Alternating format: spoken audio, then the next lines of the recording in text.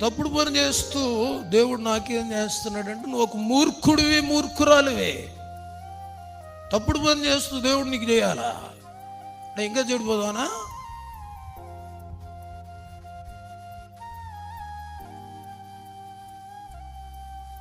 గుర్తుపెట్టుకోండి, నీకు పని జరగట్లేదు అని చూస్తున్నావు తప్ప నీ బతుకు ఎప్పుడైనా ఆలోచించావా? నువ్వు అడిగిన దానికి జవాబు రావటం లేదని ఆలోచిస్తున్నావు, కానీ నీ ప్రవర్తన, నీ బ్రతుకు, నీ క్రియ ఎలాగుందో ఆలోచిస్తున్నావు. ఒకసారి నీ బతుకు తెరవలేకుండా ఎన్ని చేస్తే నీకు ప్రయోజనం ఉంటుంది? ప్రవర్తన నీకు తెలీదా? నీ క్రియ నీకు తెలీదా? నీ తప్పుడు యాసాలు నీకు తెలీదా? నీ మాట నీకు తెలీదా? ఏ లింకులు పెట్టుకున్నావో తెలీదా? వాళ్ళు సిగ్గులేకన్నా దేవుడు నాకేం చేశాడు, నీకేం చేస్తాడు దేవుడు? ముందు నీ పాపిష్టి బ్రతుకును ఒప్పుకో, నీ పాపిష్టి జీవితాన్ని ఒప్పుకో.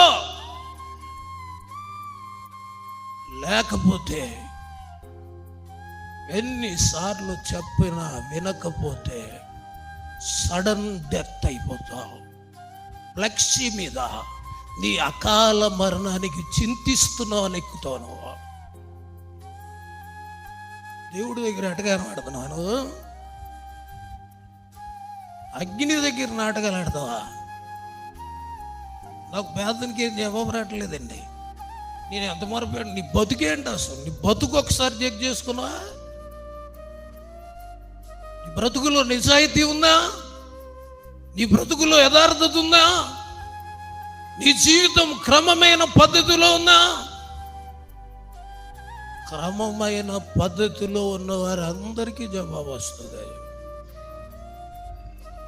ముందు నీ పని జరగడం కాదు, నీ బతుకు మారడం కావాలి. దేవుడికి స్తోత్రాలు. నీ జీవితం మార్పు చెందాలి. ఎంతకాలం అయింది రక్షించబడి? ఎంతకాలం అయింది దేవుడి సన్నిధికి వస్తున్నావు?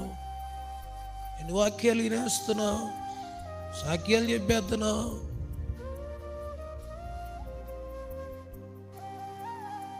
మళ్ళీ బయటికి వెళ్ళి ఎంత దరిద్రంగా ఉన్నారంటే, కొంతమంది పెళ్ళైన వాళ్ళు కూడా దరిద్రంగా ఉన్నారండి. పెళ్ళైన వాళ్ళు కూడా